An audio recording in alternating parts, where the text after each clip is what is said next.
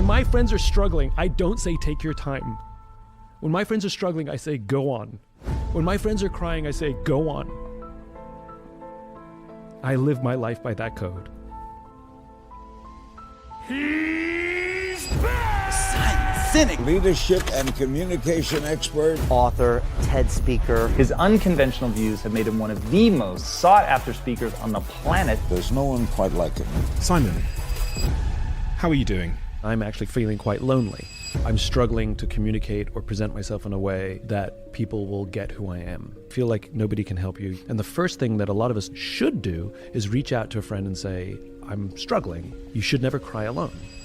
We live in a world where most people are ill-equipped on how to be there for a friend who's struggling. The first mistake people make is they try and fix. Don't need them to fix me, I just need them to sit in the mud with me so I don't feel alone when I'm sitting in the mud. The fact that there's such a loud conversation about mental health is a spotlight on the fact that we do not know how to build deep, meaningful relationships. But the way I manage it, which is different than most, is I wish I had these skills 10 years ago. Is the design of the modern world making it more difficult for us to find love and to keep it? The problem with it is its grass is always greener because it's so easy to just go swiping. Something's out of balance. And I'm going to say this over and over and over again, which is successful relationships are... Ladies and gentlemen, I interrupt this podcast with a very special announcement. Something I've always dreamed of doing. Obviously, I've had Simon Sinek on the podcast 3 times now. He holds the record for being the most prolific Diary of a CEO guest we've ever had. And to celebrate that, and also to celebrate his brilliance, we're doing something special to raise money for an incredible cause. Myself and Simon will be holding an event in London where you can come and see both of us in conversation on stage with audience engagement and questions live in central London on July the 5th.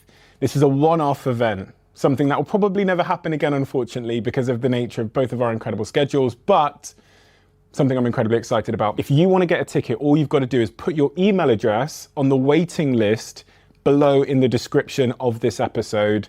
Tickets will operate on a first come, first served basis, so put your name on that list and come and see myself and Simon on stage in London live for a very interesting evening of vulnerability, discussion, and insights.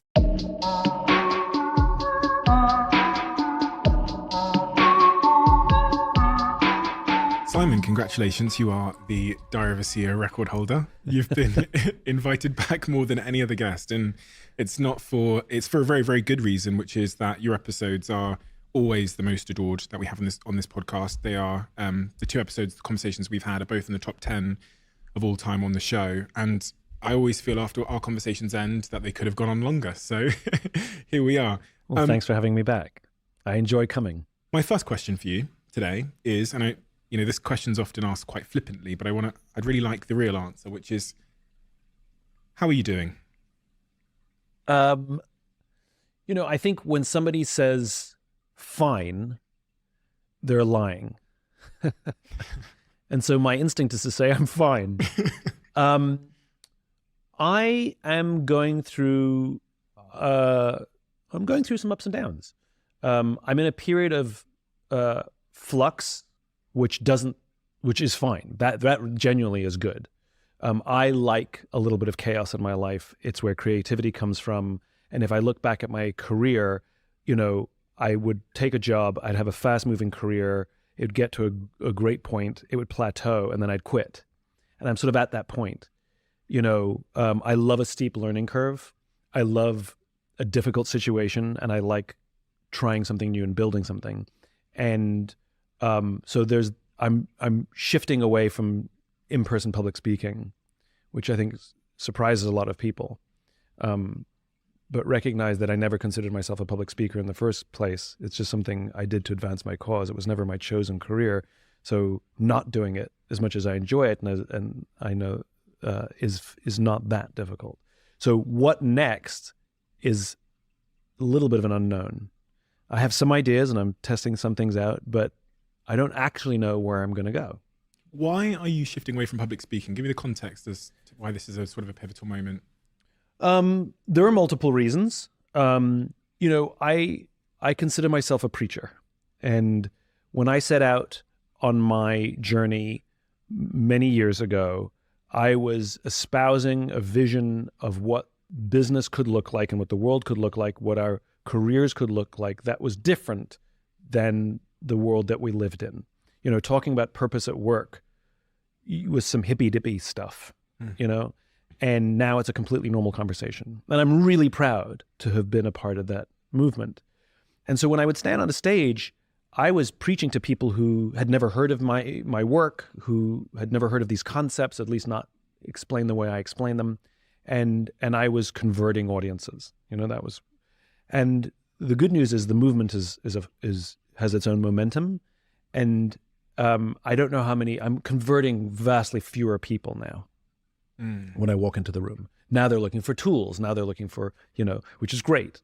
And so I want to now pivot myself so that I can start having significant impact again, so that I can start affecting greater change, not just maintenance, not just reinforcing, not just affirming.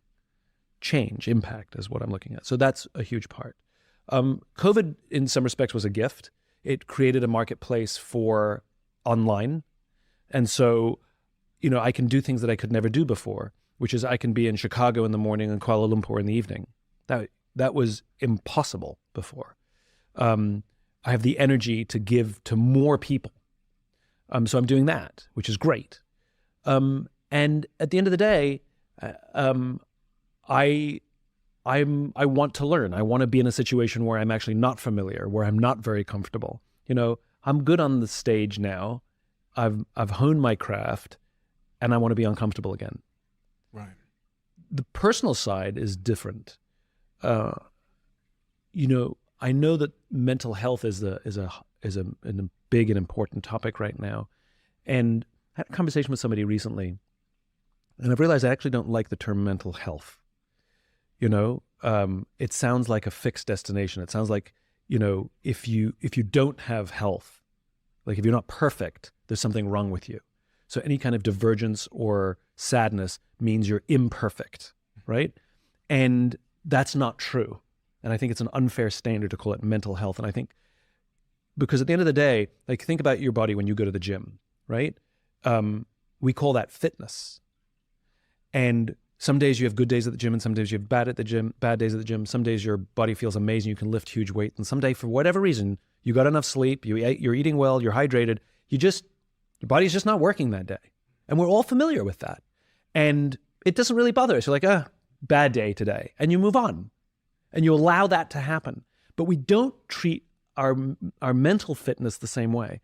You know, being a human, you are 100% mentally fit if you have sadness and if you have joy and if you have doubt and uncertainty and insecurity. That's what it is to be human. Like your body sometimes has pain. There's nothing wrong with your body. And so I like to call it mental fitness rather than mental health, right? I'm always working on my mental fitness. Mm-hmm. And I allow for periods of darkness. So right now, when you said, how are you? The space that I'm sitting in is I'm actually feeling quite lonely. Mm. And I learned about how to manage mental fitness during COVID more than I ever had prior because we had to deal with so much shit, right? And so prior, I would have been embarrassed by saying I'm feeling lonely. I would have hid it, suppressed it, don't like negative feelings. Whereas now, I'm just sitting in it, not worried about it. I'm allowing it to go through me, like I'm allowing myself to have a bad day at the gym. And weirdly, even though it's not necessarily fun, weirdly appreciative of it because it makes me human. It just reminds me of a story. Earlier on in my career, I was invited to speak at an event, which is the Association of Meeting Planners. So there's an American Meeting Planners Association, whatever it is. Literally everybody who hires speakers from every big company and association has their own association and they come and have their own event. So to get invited to speak at this event is like, if you nail it, your career is set for the rest of your life. And if you blow it, your career is over, right? Because like literally everybody who hires all the speakers for all the big events is in this room. And I got invited. Huge honor, right? And this is back in the start with Y Days. And I'm good at start with why. Like I've done this thing probably thousands of times. I know my stuff. So I get up there, I'm doing start with why, and I lose my train of thought. It's okay. I'm a professional. I know how to deal with losing your train of thought. You go quiet, you relax, you get your thoughts back, and you pick up where you left off. It's happened before, no problem. So I do what I know how to do. I go quiet, and nothing comes in. And now the panic starts. Now the heart starts pounding. Now my life is flashing before my eyes. Now I'm recognizing, oh my God, my career is over, you know? And I look at my pad and I look at the audience. I cannot remember what I was saying. I don't know what to say next. I don't have a joke. I've got nothing. I've just got panic.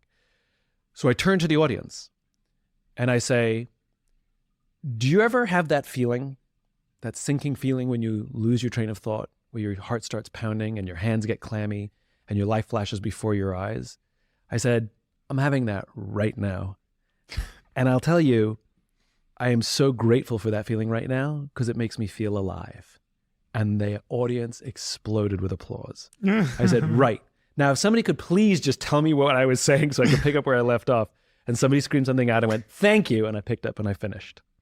The point was, I could have suppressed the panic, but I was open about the way I was feeling. And what I learned was everybody was there to support me because I acknowledged that I'm human and it's relatable. And so that's how I feel right now. I'm more open about being in a darker space in the shadows right now because it makes me feel quite frankly normal. It makes me feel human. And it's part of mental fitness, you know? And if I didn't have off days or off weeks, then how would I know what to work on? You know, how would I know what good looks like? How would I know how to appreciate the happy days if I didn't have some days that were down? So I'm weirdly grateful for what I'm going through right now. It's a very long answer to your very simple question. No, it was absolutely perfect. Well, obviously, we always do long answers here, as you know, but the context is so incredibly important and the subject matter is even more important. I know this because I've done a few talks over the last couple of years or whatever. And when I talk about the subject matter of loneliness, what will happen afterwards is I will have a young man who will come up to me, you know, when people are asking questions afterwards, when you're taking pictures or whatever, and he'll get very, very close because he's scared of anybody hearing him on his right and his left. And I remember I have this visual in my head of it happening recently. And he'll whisper to me, a message of thanks for talking about my own loneliness in my life, but also asking for some kind of path through the jungle of loneliness, some kind of solution. And then when I look at the statistics around loneliness in the UK and in the US, it's absolutely incredible. I've often cited that Theresa May was the first prime minister in our country to appoint a loneliness czar for the country. I think the statistic which I've often quoted is that the medium American used to say they had 3 people they could turn to in a time of crisis, and now that answer is 0. And we're heading in that direction at a very sort of global, often Western world level. So I think the subject matter of loneliness is an incredibly important one. My first question on that topic then is, what is the symptom of loneliness? How does one know if they are lonely? And because it's so easy to confuse it with another feeling. Yeah. What's your sort of symptoms? So when I say I feel lonely, and I think when people say they feel lonely, I think what it is that, you know, we're social animals who want to feel included, but also feel like people see, hear, and understand us. And I think my symptoms of loneliness are feeling misunderstood, or like people don't get me, or worse, I'm struggling to communicate or present myself in a way that people will get who I am. You've heard me say this, you know, there's an entire section in the bookshop called self-help, and there's no section in the bookshop called help others. And what we're desperately needing more than anything is a help others industry. Like, we do not teach people how to help each other. We do podcasts and write books about how how you can find love and how you can build your business and how you can become a millionaire and, you know, how you can find the job that you love. It's all about me. And there's not enough about how can you help somebody else find love? How can you help somebody else, you know, find commercial success? Or we don't do that. We don't teach it. And those are the skills that are desperately needed for each of us to find mental fitness, because we can't do it alone. You know, when you find darkness, however you want to define your darkness, you know, you feel alone, you feel like nobody can help you, you feel like you have no agency, you feel like a lack of control. And the first thing that a lot of us should do is reach out to a friend and say, I'm struggling, or I need help, or I'm lonely, or I'm depressed, or I'm sad, whatever the feeling is. And that person, do your friends, do your colleagues, do your teachers have the skills to know how to hold space? So the first mistake people make is they try and fix. Don't try and fix. It's not a fixing thing, you know? It's like I had a bad day at the gym. Nothing to fix, nothing to fix. But then do you know how to listen? Do you know how to hold space? And I think one of the reasons more of us are struggling with mental fitness is because we ourselves lack the skills to help our friends who are struggling with mental fitness. And the more that we as a society are equipped to help each other, the more that there are other people there to help us. So, you know, and I have a rule with my friends. My rule is no crying alone. My close friends all know this, and we all obey it. Like, I'll get a call from somebody who's a significant person in the world that people know who they are, and they'll call me and say, do you have a minute? And I'll be like, yeah, what's up? They're like, I think I need to cry. I'm like, go. What's on your mind? And they'll tell me what's on their mind, and they will cry.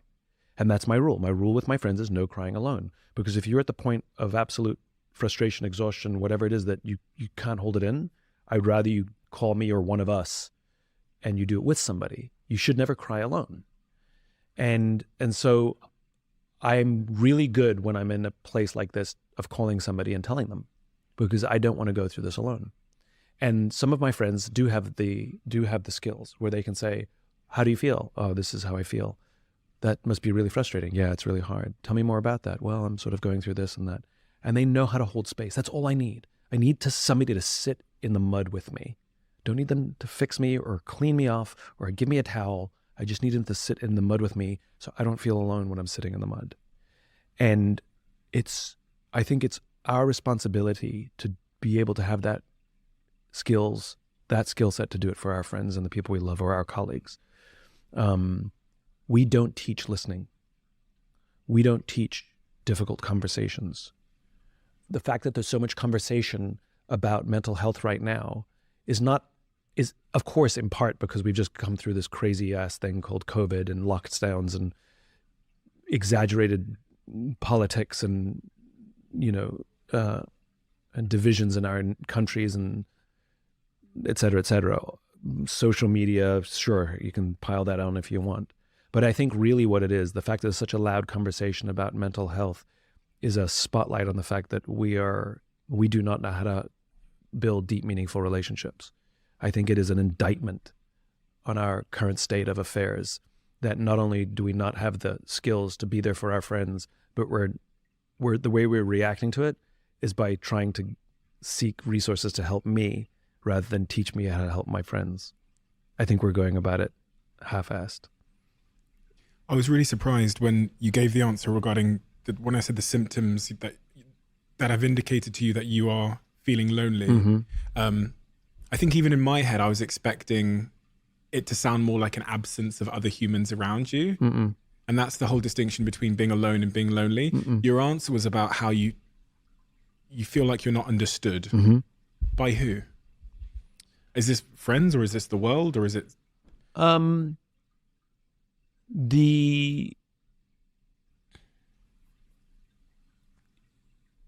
a middle-aged man who hasn't been married. Not that I care about marriage, but I haven't even had like a 10-year relationship. And I'm realizing some of it is self-inflicted. I chose a career path that made me pretty undateable. I was on the road so much, it was difficult to have a relationship. But some of it is also managing the effects or the symptoms of ADHD, which wasn't a thing when I was a kid, so I couldn't be diagnosed, which I'm glad for, quite frankly, because I had to learn to manage certain things myself, which became strengths as an adult. So not bitter about that. I wasn't diagnosed until I was 32. So pretty much in life, and one of the things that And I've learned how to manage it really well professionally. Like I know how to manage my ADHD in a professional context really well. I'm only now learning some of the symptoms, how it affects personal relationships and how I show up in relationships that I didn't even realize. So my whole life I'd be in relationships and women would tell me, you're so hard to read. And I was like, I'm an open book. What do you mean I'm so hard to read? I'll tell you anything you want to know, you know? Like, and what I've learned is people with ADHD, not all of them, but some of them do something called stonewalling, which is an accident. It's not something conscious, where you're telling me something about your day, whatever it is, or about our relationship, and I have nothing to add. And so what on my face you see? Nothing. Yeah. And I've acknowledged it, like, oh, this is fantastic and wonderful. This is great, but I have nothing substantive to add, so I just add nothing. And so the accidental effect is, did I say something wrong? Did I offend him? Does he not agree? And so I know that about myself now. So I can say to somebody, if you're not getting the reaction that you need, if you need any reaction, just ask me for a reaction. How does that make you feel? Is that okay? I'm like, oh my God, that's fantastic, right? And I'll give it to you. Or I'm really blunt and forward with questions. For example, I have a friend, she's an entrepreneur, she's a solopreneur, she offers services to people, and I think she's priced too low. And I was having this conversation with her, and I said, what do you charge? She told me the price, and I said, why do you charge that? That's how I asked the question. Why do you charge that? And she was telling me about this just about a week ago. It was really funny. And in my mind, that's a perfectly legitimate question. In her mind, it was such an aggressive affront. Like, what do you mean, why do I charge that? And I'm like, you're worth more. Why do you charge that? You know? I said, well, how should I have asked that question? And I guess normal people would have said, oh my God, you're worth so much more than that. Why do you charge that? You know? But I don't. I'm just like this. So I recognize that in a professional context, it's one thing. People can deal with questions like that, delivered like that in a meeting. But in a relationship, not so much. And so like sitting in this space, I'm like going through all of these mistakes or things that I've done over the course of years. And I'm a little annoyed by myself, you know? Now I know you don't want to live life in a rearview mirror, but I mean, I can still take account. And I'm annoyed, you know? I wish I had these skills 10 years ago, you know? So I'm just sitting in a period in my life where I just, you know, I would have liked to have had some of the experiences that I haven't had yet. And, you know, my friends who are in fix-it mode, they're like, but think of it as an opportunity. Now you have these skills. And thank you, I know that. But allow me to mourn the past. That's my loneliness. I'm just mourning. I'm in a period of mourning. I have to say something. I can mourn loss, can't I? Like if I lose a friend or a loved one, you know, allow me to just like mourn and then I'll move forwards. Like I'm okay. I will move forwards, but allow me to mourn loss. And that's all I'm doing is just allow me to mourn the loss and I'll be fine. Just hold space for me. Come and sit in the mud with me. Ask me how I'm feeling. Ask me how I'm doing. Just let me vent. Just sit in the mud with me. And, you know, again, I think to your point, I think we just live in a world where most people are ill-equipped on how to be there for a friend who's struggling. Can you give, I learned this term the other day, which I love. I learned it from Lex Friedman. Can you give the steel man argument for your friends that are telling you to, trying to offer advice in your mourning process and trying to get you to be more future orientated? As in the steel man argument, I mean, is can you give the argument for why they're doing that and why it's a good thing? Emotions are good. It means you're human. Like I said, I believe in mental fitness, not mental health. You know, that like your body, you have to work out, you have to eat well, you have to sleep all the time. It's not something you do and then you're done. You know, we've used that analogy before, you and I, which is what the infinite game is, which is it's like I want to be healthy. Okay, well, you're going to have to do it for the rest of your life. It's not an event. And our mental health, our mental fitness is exactly the same, which is it's constant and it's ups and downs. And it's only a challenge or you need to start involving professionals if you get stuck, you know, like if you get stuck in sadness and you cannot get out of it. That's a different conversation. If you get stuck in depression and you cannot get out of it, if you get stuck in loneliness and you cannot get out of it. And by the way, the thing that I love about human beings is we can have multiple conflicting feelings simultaneously. I am lonely and optimistic simultaneously. My optimism, I pride myself on my optimism. My optimism has not diminished in the least. Optimism doesn't mean I can't sit in a dark tunnel. Optimism means that I believe there's a light at the end of the tunnel, even if that light is far away. I have an undying belief that the future is bright. This too will pass, right? That doesn't mean I enjoy it. It doesn't mean I want to be here. And I can be excited and I can hang out with my friends and I can have an amazing time with my friends and then go home and still feel lonely. Like, you can have simultaneous and conflicting feelings. That's allowed. In fact, it's normal. But I cannot stress. I think that the way that I manage this differently than most, I don't usually talk about it on podcasts, but whatever.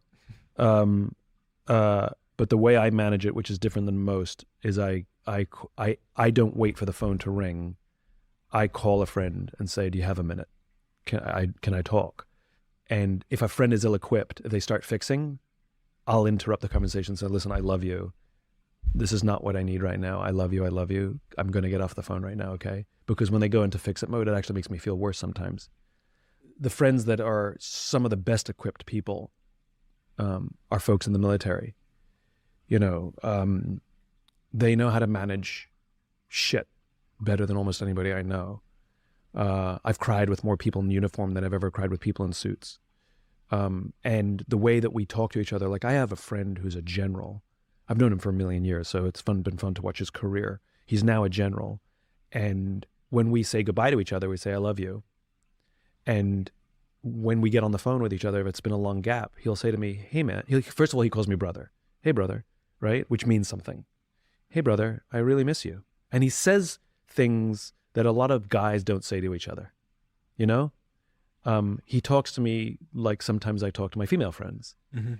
It's full of emotion, it's full of honesty, and there's no machismo whatsoever. And yet he's a warrior. He's a combat veteran, and he'll say, hey man, I miss you. It's been a while. I go, yeah, I miss you too. And then we'll get off the phone. He'll say, hey, I love you. I love you too. I'll talk to you soon. And though he and there's a small group like him, I would call him in my most, in my darkest times, and I know he would call me. I have another friend, and he's going through some shit, and I'm honored that when I called him up and said, hey, I haven't talked to you in a while. What you've been going through? I just realized I haven't talked to him in a while. And I went, hey, what have you been going through? And he just let it all out. And I could hear the frustration. I could hear the pain. And I didn't try and fix it. I just encouraged him to keep talking. What else? Go on. Tell me more. What else? Oh my God, that's really, go on. Yeah. What else? And just sat in the mud with him. And it was an honor. I'll tell you, it was an honor that he felt comfortable enough to do that. Because I guarantee it, he, like so many, are really good at hiding it, faking it, suppressing it. He's a pro. In fact, I'm sure he is where he is partially because he's a pro. And, if you have the skill set to hold space for someone, you will have an amazing sense of gratitude that your friends trusted you and loved you enough that they would go there in front of you.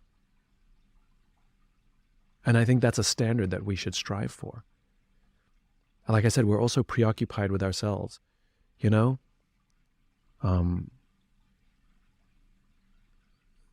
There's no greater honor.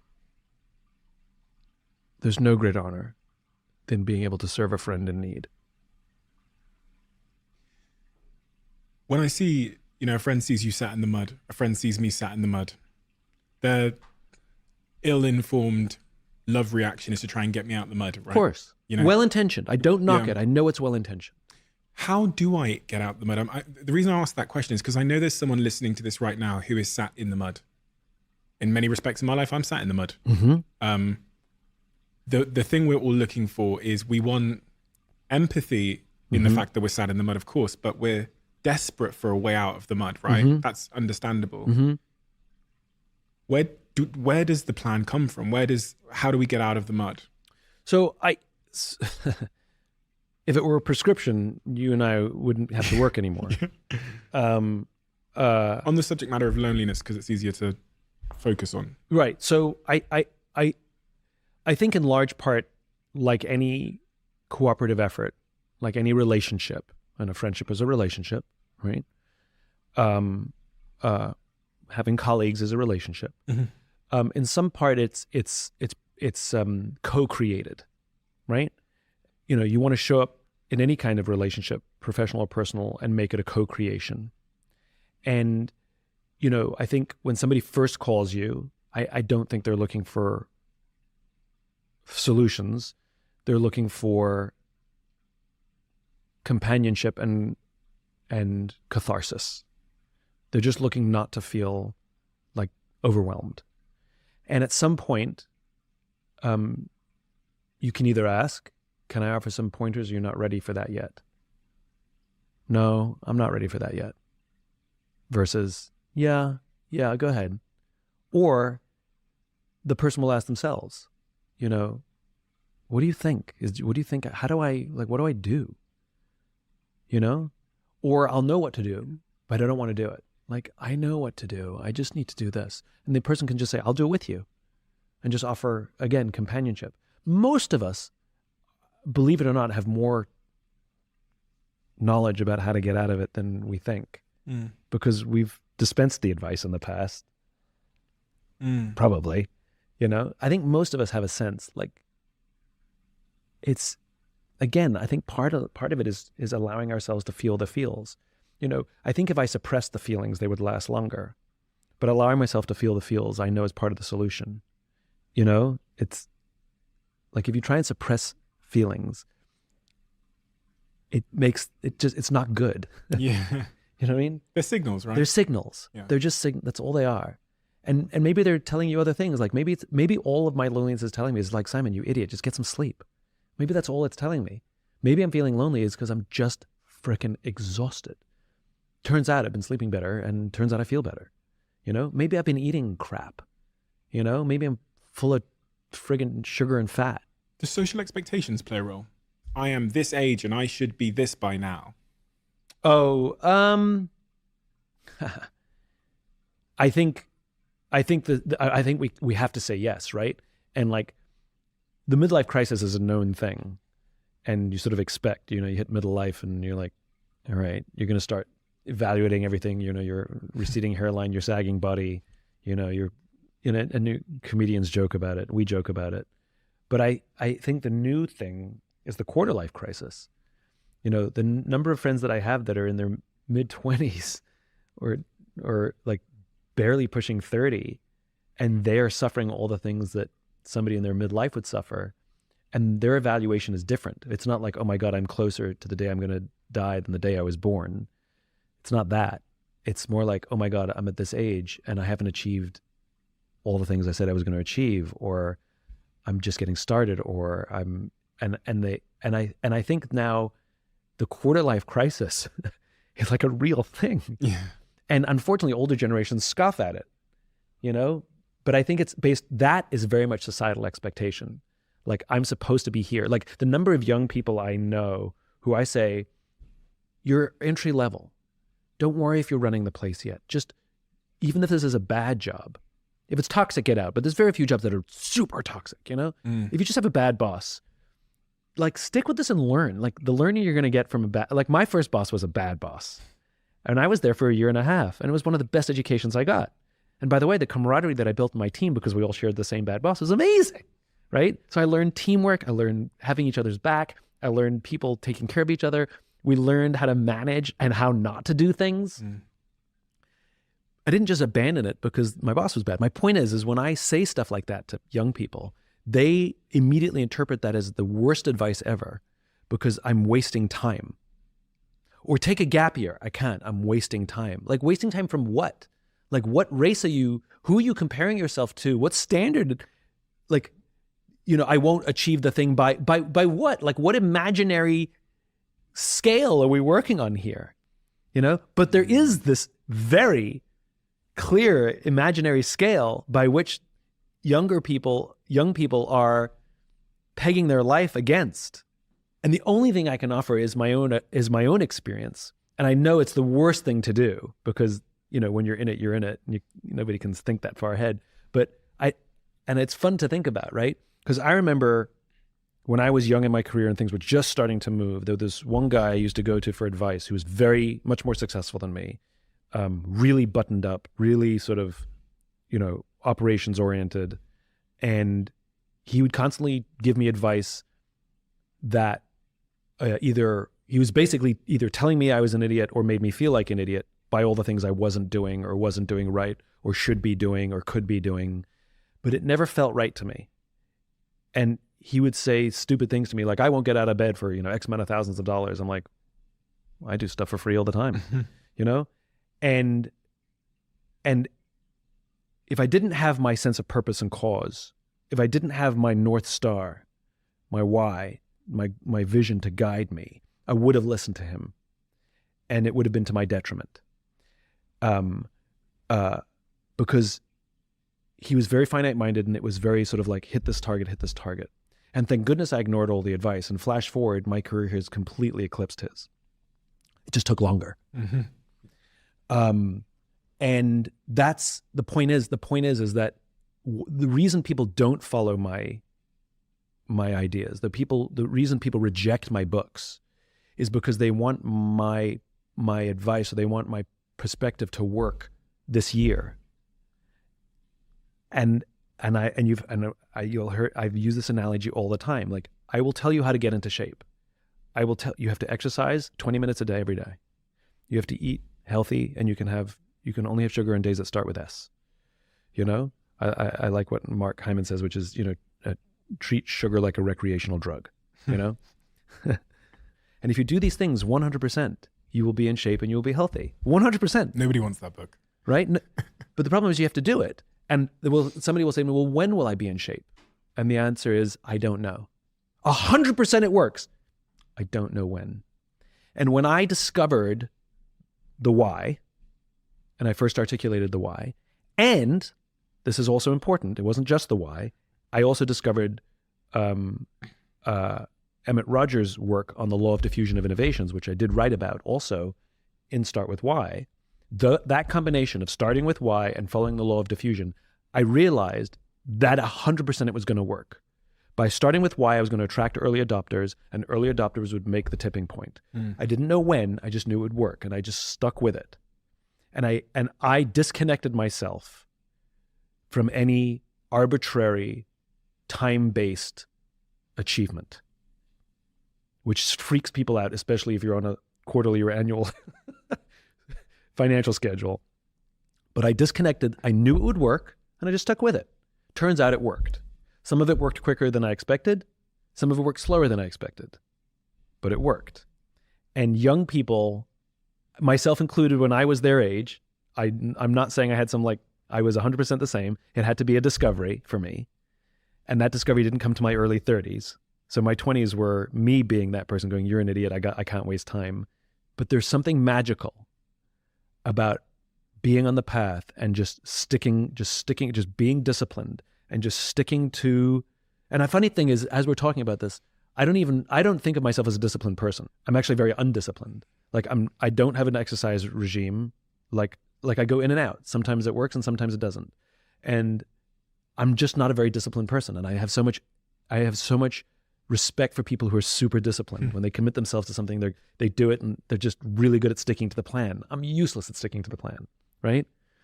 But I'm realizing now the only discipline I had was I trusted in these two theories, starting with why and law of diffusion. So apply that to the topic of someone who is, let's say, 35 years old. Yeah. 36 years old, 37 years old. Yeah. And they're lonely. Yeah. I can't tell you how many friends I've got and how many conversations I have, to the point that I was considering writing a book and going on the process of research, who are saying to me right now that they are single, they are lonely, their biological clock is ticking, and the pressure of them trying to find someone is so intense that it's causing them to maybe become less capable of finding someone. Yeah. So I'm trying to figure out what those people that are listening need to help them get out of that. Look, there are people who are better equipped to answer these questions than me. We can riff. But, I can wax philosophical. Like so many things, and I'll use another military analogy, right? which is these wonderful human beings who volunteer to wear that uniform are willing, many of them are willing to risk their lives to save the life of someone they don't even like, but they love, right? Or they trust. And what people neglect or forget is that that deep, intense trust that they have for each other does not show up when they arrive on the battlefield. They've been building it, and the organizations for whom they work know how to build that trust, that the trust exists by the time they get into combat. And this is when I talk about command and control. You know, like I talk about asking people and getting feedback and all these things, but the reality is command and control also is a real thing. So, you know, if you're a Marine and you show up in combat, they talk about that as managing chaos. They refer to combat as managing chaos. Sounds a lot like an entrepreneurial venture. That is managing chaos, right? And there are times where you have to be command and control. But the problem is you can't be command and control before you've earned somebody's trust. So when you're back at home, you're building trust, building trust, building trust, building trust, building trust, so that when we are in chaos and I yell an order at you, I don't have time to ask you your feelings. I don't want your feedback. I don't need your ideas. I need you to do as I'm telling you right now. And you have to trust that I'm making the best decision that I can. I'm not going to put your life recklessly at risk. And I even may make a mistake. And people will die because of my mistakes, and that's still okay. But you can't do command and control all the time. It's episodic and it's earned. And so when COVID struck and we first went into lockdown, I went into command and control. I even made an announcement to my team like, hey, listen, I know we have a culture where there's a lot of feedback, and if there's feelings hurt, like we have that mechanism, and I want to hear all that stuff, but I can't hear it for another 2 weeks. Save it up. If I'm a bit blunt in a meeting, tell me in 2 weeks. I don't have the bandwidth right now because what we're doing is survival. And it worked fine. That command and control, because I built up the trust, it worked fine. The problem is leaders who believe they can be in command and control all the time, right? So the reason I'm telling you this is you're asking two different questions, one which is more difficult, which is we need to build these skills when we're healthy and in a good state of mind, so that when we're in the mud, we ourselves have some equipment and some tools, and our friends that we're going to call have some equipment and some tools, right? Mm-hmm. You're asking, with no equipment and no tools, and I'm sitting in mud, how do I get out? That is an entirely different conversation that I'm probably the least equipped to answer. There are professionals who are much better equipped to answer that. And what I'm saying is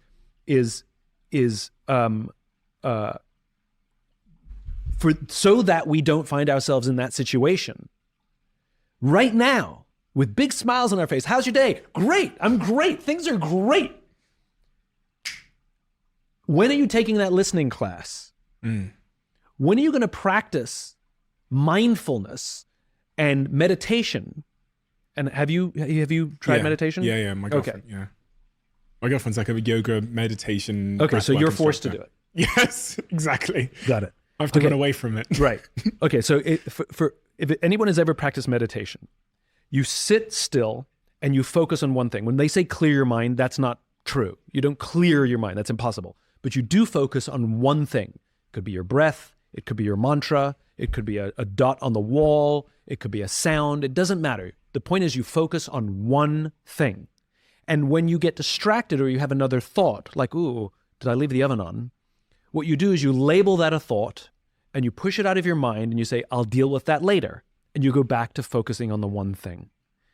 And there are tremendous benefits to the self of being present and calm and clear-headed by practicing meditation. But that is not the sole purpose of meditation, just so you can be present. In fact, I believe that you are not present until someone else says you are, right?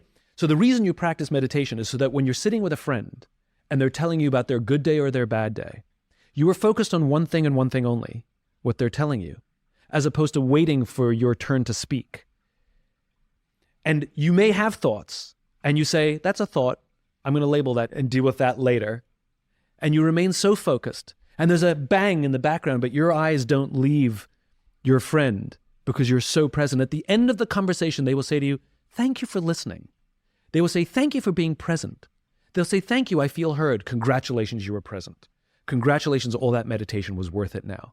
The practice of meditation, though it has benefits to yourself, the reason to practice meditation is as a service to others. The ADHD point that you raised, and you've talked a lot about exactly that, which is being able to sit and listen and hear. How did you, because it almost sounded like you self-diagnosed that as being playing a part in your historic relationship challenges. How do you know? Because you know what I mean? Because if you make that sort of self-diagnosis and then you build a plan around that, and it's the wrong self-diagnosis, you end up in another unfortunate place. If that makes sense. So if I'd self-diagnosed myself based on that experience with my parents, I could have been aiming at the wrong target. So it's about this question's about self-awareness. How does one develop the self-awareness? Is it feedback? I think there's a difference between introspection and awareness with accountability versus victimization versus victimhood, right? By the sound of it, you didn't say, my parents did this to me. No. Right? Not useful. But that's victimization. It's the same thing. Right, yeah. I can't have a relationship because my parents fucked me. Yeah. Because they didn't give me an effective model and they didn't love me enough and they didn't hug me enough.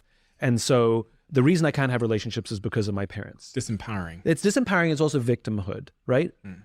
Whereas, okay, well, the cards that I was dealt, I got a lot of good cards for some things. And in some places, maybe I got to work a little harder on this one. So the cards that I was dealt from family, I hold no grudge. I'm not angry at them. They didn't have the tools. It's okay. And I don't curse them for it. They didn't have the tools. But I'm going to have to learn the tools. Other people learn it from their parents. I'm going to have to learn it from other sources. And I could say the same thing about listening skills. Some parents are really good at holding space for their kids, and those kids will learn how to hold space with their friends because it was modeled by their parents. And some parents don't have the tools to hold space for their kids, or maybe they work in really, really horrible jobs, and so they come home and they're short-tempered, and so there's a chain of causation there, and the kids aren't learning those skills. They're going to have to learn it from somewhere else. That's why I say we have to teach it at work. We have to teach these skills at work or in universities, because we cannot take for granted that people are learning these skills at home or with their friends. What if I just smell though?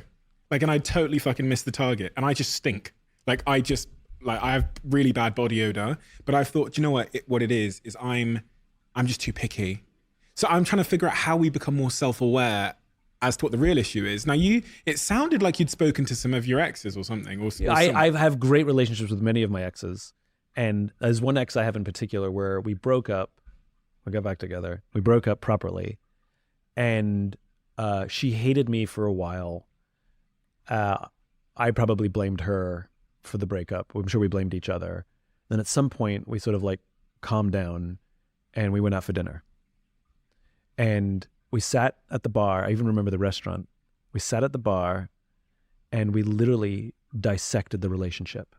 And we didn't do it with accusation. What we did was we didn't sit down and say, you did this, you did this, you did this, which is how we were for the previous, 6 months in our minds. We sat down and said, oh my God, I'm so sorry. I did this, and I did this. And sometimes the other person affirmed, yeah, you did that, but we showed up with accountability rather than accusation. And at the end of dinner, we hugged each other with immense gratitude because it is so rare that you get to sit down with an ex and not only take accountability for the things that you screwed up, but learn about other things you screwed up and learn about how you were received, even if you thought you were doing things right. And in everything else, if you have a failed business venture, you sit down and you have a hot wash. You sit down and you sort of go back and see what went wrong so you don't make the same mistakes. You do that in almost every respect of our lives professionally. But very rarely do you ever get the opportunity personally, because usually the two people don't want to talk to each other anymore, right? But we sat down, and by the way, there was no expectation that a friendship was going to come out of this. We just sort of I don't know why we showed up, but we both did. And we would both admit that it was one of the greatest things we could ever have done. because we got to find out how we were in the relationship, which usually you never find out where you are. So to go back to your point, I think feedback is the thing. The only common factor in all our failed relationships is us. It's their fault only lasts for a period. At some point, there's some accountability to be had. And if you don't know what it is, there's something to be said for picking up the phone and calling an ex. And I don't mean the one that just ended up like a week ago, but like give it some time, like calling an old ex and say, I know you're probably surprised to hear from me. And by the way, it's been a long time, I know. And the reason I'm calling is because I'm really taking myself on. And first of all, I probably owe you a bunch of apologies for how I showed up in the relationship, but I really want to learn how I showed up. Are you willing to have a conversation and just give me some point of view that I don't have? Do you know, if I did that with my ex, right? Yeah. I don't believe there's anything that they would say that would surprise me. However, I do think they'd say things that I've never acknowledged. Does that make sense? At my core, I think I'd go, yeah, now you said it. Do you know what I mean? Yeah. Okay. Fuck, yeah. So that's so then it gives you a space. Look, you can't screw up that relationship. It's screwed up. Yeah. So in that space, you can be like, yeah, I did that. And you're not risking anything. Even the most introspective people in the world don't have total objectivity on themselves and can't see all the angles. You don't have to agree with things. That's the thing, which is just because somebody says something doesn't mean that it's true. The way when we do 360 degrees feedback sessions in our company, for example, the counsel we offer is you have to listen to what the person is saying. The only thing you're allowed to say in response is thank you, because they're giving you a gift by giving you this feedback that they would rather not give you because it's easier for them not to give it to you. So just say thank you. Don't argue. Don't give excuses. Don't explain. Just say thank you. And you don't have to agree with it. You can ignore it. However, we say, if you have an emotional response to it, like anger, it's probably true. Did you have an emotional response? To some of it, sure, of course. And if you disagree, you listen to it and you go, no, that's not true. Right? But if you have an emotional response to something where you start getting agitated or angry or wanting to defend yourself, that nerve that they touched, maybe there's a there. I wonder if you have an opinion on this. One of the conversations that's adjacent to this. I probably do. You probably do, which is great. One of the kind of adjacent conversations that I've often had with my friends when we're talking about love and dating, I think when we go for dinner, we often have this as well, is it becoming harder because of the design and the nature of the modern world for us to find love and to keep it? Because, once upon a time, my argument might assert that we lived in villages. There was 20 people there. I told a story the other day to my team that I worked in this call center in Manchester, 20 of us in this call center many, many years ago. And first couple of days in, wasn't interested in anybody. I got 6 months in, fell in love with the girl next to me. And I almost equate that to like the village. We would have a very small context, so it was easier to find love. Is the design of the modern world making it more difficult, do you think, for us to find love? So I think, simple answer is it's definitely added a layer of complication because now love is treated like shopping. We shop for partners like we shop for shit on Amazon. It's like you scroll through, you find one that looks good and you click like. Good reviews. Good reviews. Look, it's definitely convenient and it's definitely made life a lot easier. And you never have to deal with rejection because you don't know if they swiped left on you. You just assume that they never saw your picture, right? Like it doesn't actually say rejected, And I think the problem with it is it's grass is always greener because it's so easy, to just go swiping. And sometimes you treat it like Instagram. I've done this where I've sat in my bed late at night because instead of looking at social media, I'm looking at a dating app and I'm swiping right, like I'm clicking like on a post, and then it says you're connected. I'm like, damn it, because I don't actually want to like go through the effort of like connecting. I was just liking the post, Scott Galloway talks about this. I can't remember what the numbers are. But the point is there's a massive disparity of men that just don't ever connect. And there's nothing more dangerous in a modern society than a lonely man. Right? And if you look at terrorism and if you look at mass homicide and things like that, it's very often a lonely man, you know? And you add in sex and incels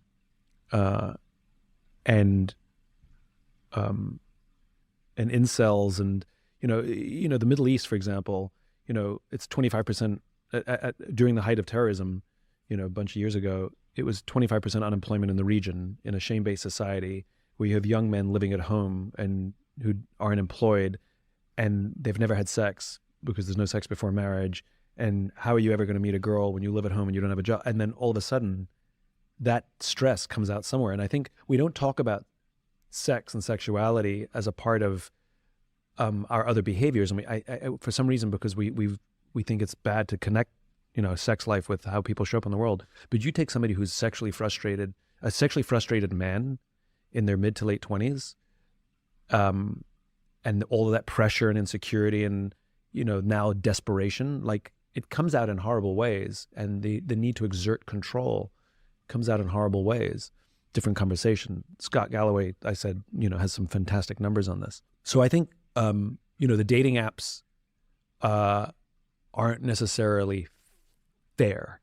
That's one thing, It's not like everybody's going to find somebody. But I do think that there's something wrong with shopping for people. And the thing that I lament about dating apps that's really, and maybe this is just me, because I hate first dates. God. The worst. But the reason, why do you hate them? Pre dating apps, or let's not pre-dating apps, it's just when there's no dating app being used, the way that we traditionally would meet somebody is you meet them at a party, at a dinner party, you meet them at the pub, you bump into them at a museum, you make small talk, or you eye them up from across the room and there's some attraction, and then one of you musters up the courage to go up and start flirting and have a conversation. And at some point you say, can I get your number? I'd love to continue this. And they'll say yes or no. And the flirting and the initial attraction has already happened. And so the first date is actually the first date after the initial attraction and flirting. Now with dating apps, the flirting, the initial attraction, the attempt to court someone is all happening simultaneously on the first date. There's a lot of pressure for a first meeting where, when you meet somebody in IRL, it's like,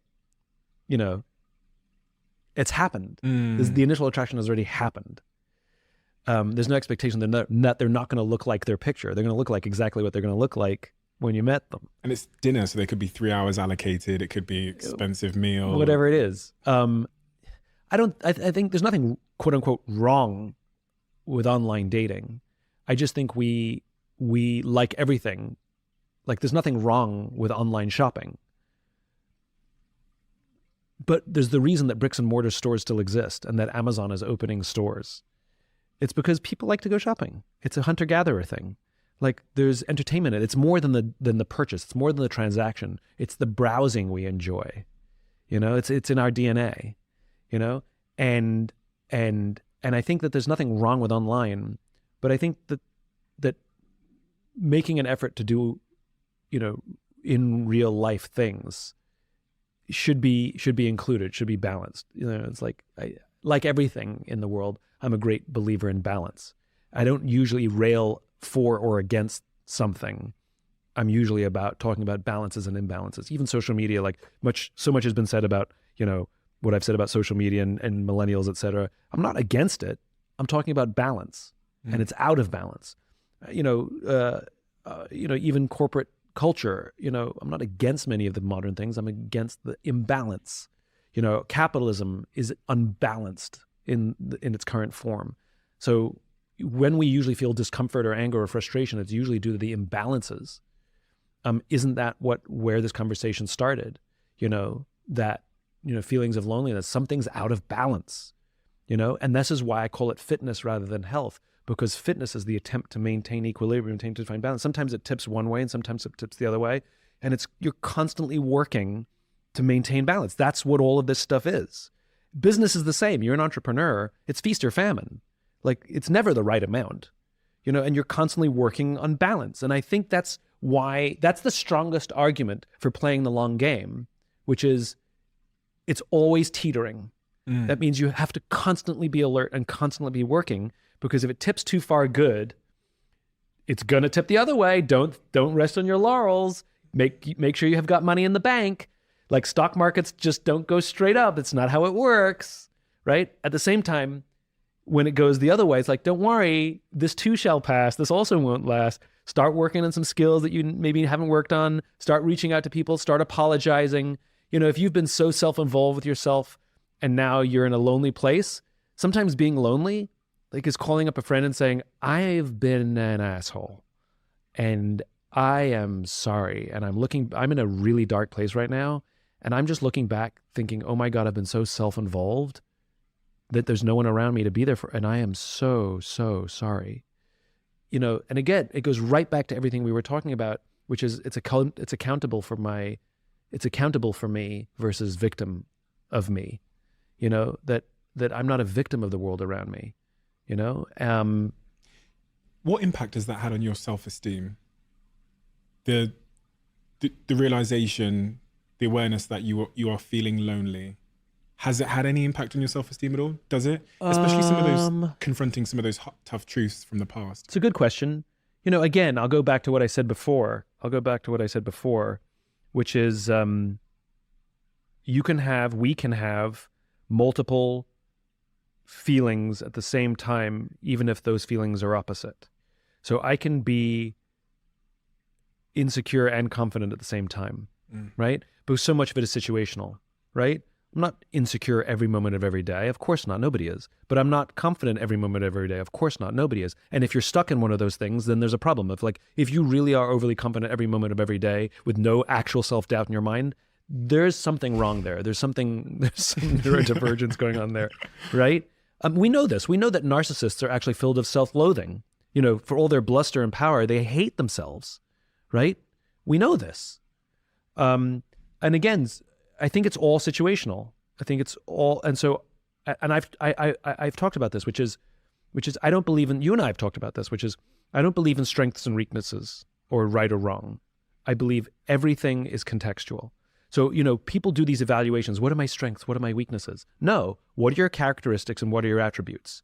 And then once you know those things, you have to know in what contexts those characteristics or attributes are advantages and in what contexts those attributes are disadvantages, and work very hard to put yourself in context where you're going to be working to your strengths. So if you have a natural capacity for maths, right, you're just really good. Like, people say out numbers and you just add them up in your head immediately and you don't have to pull out your fingers, right? You're just good at it, right?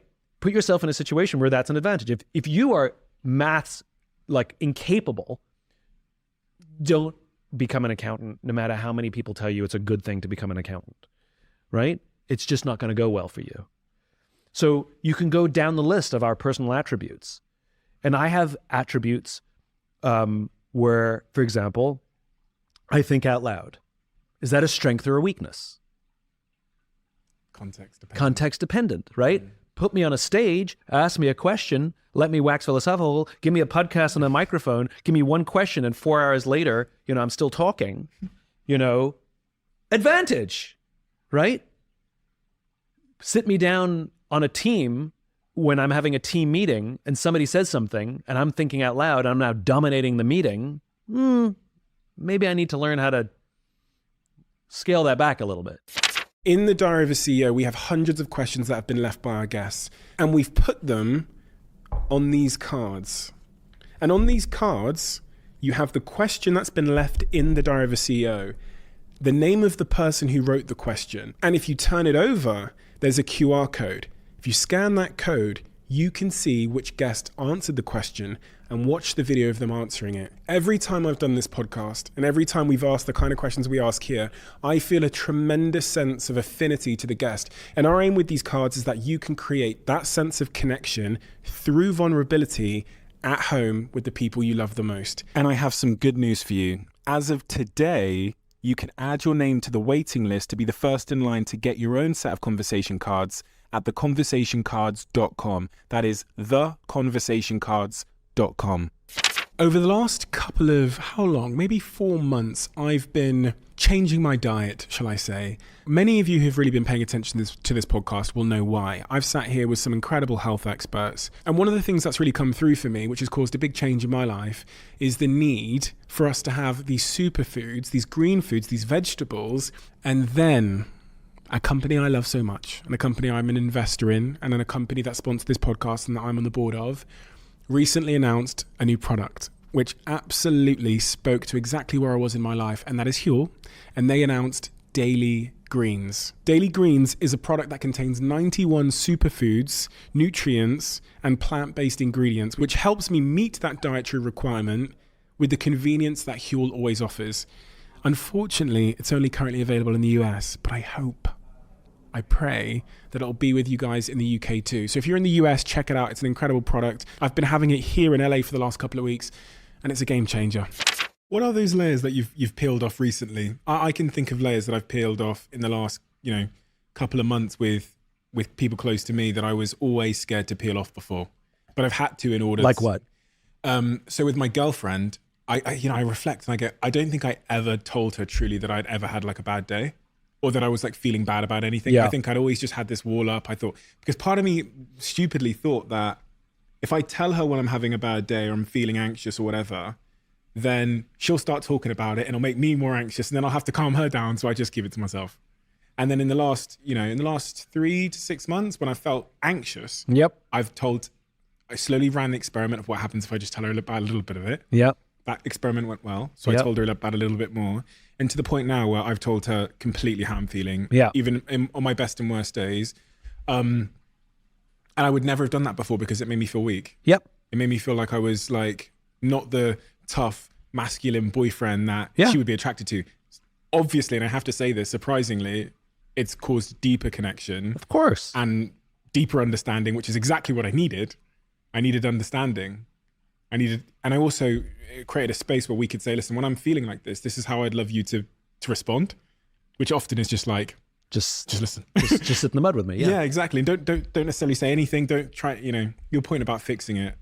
My girlfriend, she's so, through all of her love, and I'm the same with her, and I'm just the same with everybody. I will always try and fix. Yeah.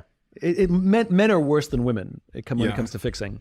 I've been on the receiving end of that. I dated somebody who, if I asked her, how are you? Great, was the only answer she ever gave me. That's all I've ever said to people. And it actually made it very difficult for me to get close to her because I knew that she was having bad days. I could tell when she was frustrated, and so when somebody puts on that brave face and always wants to be great for their partner, it's the most selfish thing you can do because you're denying them that awesome joy of being able to be there for you. Mm. Remember, as social animals, we want to take care of the people we love. And how dare you deny them the unbelievable honor of getting to sit in the mud with you? It is a joy that human beings get to experience. And one of the things, if you can, by the way, the biology proves it, that one of the things that releases oxytocin, which is that feeling of love and connection and trust, is shared struggle. Shared struggle releases oxytocin, which is why when families go through tragedy, they get closer, which is why when societies go through hurricanes, there's intense, politics get put aside and we support each other, right? And it's the same in a relationship, which is if you allow someone to sit and struggle with you, it actually deepens the relationship biologically. But what we're talking about is risk. What we're talking about is being vulnerable, making, and it requires more courage, as you've learned. It actually requires more strength to say I'm anxious today than it does to lie and say everything's great. That's the irony. Superficially, it's stronger, but in reality, it's cowardice. And by the way, that doesn't make it easy. The words are easy, and I've definitely been there, and you've been there. But I think that if we like someone, and I always say leadership is about going first. That's why we call you leader, right? Doesn't mean you have the answers. It doesn't mean you're right. It just means you stepped first into the unknown, that we took the risk to go first. And so in a relationship, one of you can take the lead. One of you can go first to set the example of what it looks like and feels like to say, I'm having a bad day today, and I don't need you to fix it. I know what I'm going through, I want to tell you all of this stuff because I want you to be there with me, and I want to be there with you because I don't want to feel this way alone. And that key second step, which I learned literally in the car this weekend with my partner, was you then need to work with them to educate them on, and vice versa, on how you would like to be held. Correct. In that moment, Correct. which is actually a really difficult thing. Correct. Because, for example, I'll give you an example with me and my partner. When I'm going through those moments, I go really quiet. Yep. I shut down. I'm glued to my phone. And so if she says something to me, my brain almost viewed it as like, why is she bothering me in my hard moment? So I might say something like, babe, I'm just dealing with something. And then it always seemed to me like she'd ask me more questions. Of course. Hey, babe, look at this. Come look at this. Look at this. And She's trying. I'm thinking, I just told her that Yeah. I'm dealing with something. She's making it worse. She's trying to give me more stuff to deal with. Yeah. So I had this conversation with her. I said to her, let's just create a safe space here. This is how I feel. I feel like when I'm going through something and I'm dealing with something and I shut down and look at my phone, the amount of irrelevant questions you ask me then increase considerably. And then she gave me her perspective on that situation. Then we kind of formed a deal about, in those moments, the first thing I'm doing wrong is I'm going, babe, I'm dealing with something. Right. And I'm saying with a certain tone, right, and a lack of love and empathy, yeah, that's immediately making her feel abandoned and rejected. Of course. So I'm going, babe, I'm dealing with something. So she said to me, if you say it in this way, if you say, babe, I love you, but could I just have 5 minutes because something's up and I just need to work through this, her reaction would have been totally different. Of course. And having that second stage of like, let's find a solution together and understand each other was so difficult. But going back to my question. Well, it goes back to what we said before, which is business partnerships, personal relationships, friendships are acts of co-creation. Yeah. And so I have definitely been guilty of checklisting people, professionally and personally. Oh, they have this, they don't have this. I guess I could do without that one, you know? And the problem with a checklist is people can feel it, you know? And I keep complaining. I said I have a bad picker. It's because I would show up with my checklist early in my 20s, and you know, if they were strong, which is the kind of person I want to date, they would be like, this idiot has his checklist. I can't meet everything on his checklist. He's not for me, right? And so what I ended up was attracting was people who would mold and bend to fit my checklist, and then I'm like, but then I don't even know who you are. Bad picker, my fault, right? Take full accountability. But the point is like, I go to pain saying I may have preferences. I have a couple of deal breakers. You know, I think everybody should know their deal breakers. But the amazing thing is I actually have fewer deal breakers than I thought I did. What are your deal breakers? Not talking about them. You set that up, Simon. No, that's that's for me. Fair enough. That's for me. This is not a dating app. I can tell you my deal breakers. Great. I'd love to hear them. So, I mean, look, there's some obvious ones, right? Some of my deal breakers, you know, I want somebody who's taking themselves on. Mm-hmm. They're in constant growth and constant improvement, right? Somebody who thinks they've got it all figured out, this is not going to work out, you know? Obviously, you know, integrity, somebody who lives a life of service really matters to me. Like when somebody, like all they're driven by is money, cash, fame, fortune, success, you know, like anybody who posts a picture of themselves on a private jet on a dating app is an immediate no. You know, it's like, ugh, right? Like, of course, those are some basics because those are my values. I'm service oriented, and I need to date somebody who's passionate about something. It doesn't matter if it's been commercially successful or not. That's not what I care about. But you have to have a love for something, a passion, something that like excites you and gets you out of bed, even if you don't get to do it all the time. I don't care if you're a painter. I don't care if you're trying to change the world. It can be big, it can be small. Just have a love for something. Shall I give you my 3 that I look for? Please. So I was, through my early 20s, I love that you wrote them down and you know them. Because there's only 3 of them. There used to be 300. So it'd be like this color hair, this color height, this color this. I want it to be this shape and this size. And then I was like, how do I consolidate this down? So I came down to 3 things that are important. First one is quite surprising to some people, but sexual attraction. Of course. Because I've had physical attraction without the sexual attraction. But I've never had it almost the other way around. Good distinction. So I've had physical attraction where I've dated someone who's absolutely beautiful and then there wasn't sexual chemistry there. So I prioritize sexual attraction, which I think is important. The next one is intellectually stimulating. Which is what you've described, where they have a passion. I might not even believe it's true or like it or care, but the fact that it stimulates me and we can have a And conversation. they can teach me. Yes, exactly. Yeah. Me and my girlfriend, she believes in all these things I don't believe in, but she'll sit there and tell me that, you know, something with crystals in this glass of water. I don't believe it. She doesn't have an expectation that I'll believe it, but I'm peering into a new world of breath work and spirituality. And Right. I do believe in breath work. Anyway, and the third one is that we make each other better people. Really, I'm going to be honest, it was a bit more selfish. It was actually that she makes me a better person, but I'm willing to give that back, obviously, and I want to give that back. And what I mean by that is in my mission, in the work that I love to do, they support me. So those three things, I think if I can find someone that has all three. So I think you've summed up my three as well. I went way more specific, which is why I rejected the question. But if I take it up a few thousand feet, Okay. sexual attraction, 100%. And I think it's a great distinction between physical attraction and sexual attraction. So I agree with those three. Those are my three too. The way I used to describe, or I still describe relationships, I think great relationships are based on what I call 3+1, which is you have to have, and it's the same list. That's the funny thing. You have to have intellectual compatibility, which is you teach and learn. You have to have emotional compatibility, where you're showing up to grow together, right? You can find vulnerability and hold space for each other. You have to have sexual compatibility, which I consider part of creativity. So creative and sexual which is not physical attraction, it's sexual attraction and like I said, creativity. And you can have a good relationship with 1.5 or 2 of those, but you can't have a great relationship without 3. Yes. Because they're not all on high at the same time. They go up and down, and they wax and wane. And so you need the others to hold the others up when one is down. That's a good point. Right? Yeah. That's why you need all 3. Because like I said, you can have a ton of fun with 1 or 2 of them. Yeah. But great requires all 3. And the +1 is circumstances.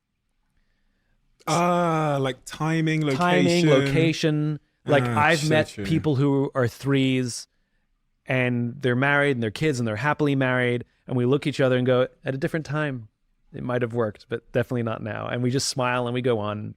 Or I've met somebody who lives on the other side of the world and I'm not moving, they're not moving. And you shrug and you go, if circumstances were different. And, you know, it's like, and you just, it's not a sad thing. It's just it's a smile. You know, it's like and by the way, I've dated 1.5s and 2s and they're amazing people, but they're those 3 things. It's so true. The reason I know that It's so funny that my 3+1 is your 3. Yeah. It's exactly the same list. Well, I've dated. The only reason I have those 3 is because I've dated someone who had 2. Right. And I've had 2. So You've had all the permutations of 2. but there's always been one missing. Yeah. And so I remember thinking, in the woman that I thought I was going to marry, that was missing this one thing. If she just had that one thing, then I genuinely believed I would have been happy. And I'm thinking about this particular person from many years ago. She's married. She's got a kid now and everything. I think I lost out there, but I'm very, very more happy myself. But she just missed one of those things. And then I can think of my previous relationship, like, oh, if they just had that one thing. So now I found someone who I genuinely, whether she's listening or not, has all 3. And I go, that's me. Let's go to the till. You know what I mean? Like the thing that I'm appreciating, there's 2 things that I'm appreciating. One, she has all 3, but you have to have all 3 for her. Oh, I hope so. Right? Because like she has to find you sexually attractive. She has to find you intellectually stimulating, and she has to find that you're emotionally available for her, which means when you're having a bad day, you have to say, I'm having a bad day, not be great all the time. Otherwise, you're only a 2 to her. If you're actively being strong all the time, then you're only a 2 to her, and you'll only ever be a 2 to her. So there you go. So it's all fine and good for you and I to have our 3+1, but we have to have the 3 for them too, and that's the work. That fluctuation point is so important. Yeah. Because sometimes we have 2 in our relationship. Yeah. 2 of the 3. Yeah. But the other 2 are very important to hold us through that storm. And it's unpredictable as to when they go up and down. And sometimes you're not sexually compatible and you're just snuggling and that's all you want to do and you don't want to do anything more than that. But that's okay because the vulnerability is so deep and the intellectual is so high that it's okay. Like the relationship is really very, very good. You're both very happy. Should we make this dating app or should we let someone else steal the idea? Because there's going to be someone out there that's going to go, the 3+1 app. I think we should make it. Okay. And we should call it 3+1. I love that.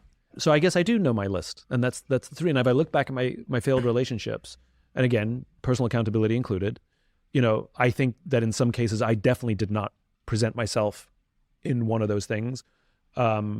Or like I said, the act of co-creation is really, this is to me is like the biggest insight that I've learned about myself in my own dating life, which is, and I love what you said, which is I'm not into her crystals and all of that stuff. And she knows it. You're not pretending that you are, right? God. And you're okay with the fact that, you know, she wants crystals to guide her life. And she's okay with the fact that you don't. And I think that's really important, which is the number of people I meet who say, well, I'm into crystals and he's into crystals. This is going to work. And I'm thinking, maybe. But, or worse, they go, he's not into crystals. I could never date him.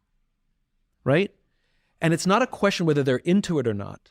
It's a question whether they are open to learning from you and they're not rolling their eyes when you start speaking, you know, or vice versa.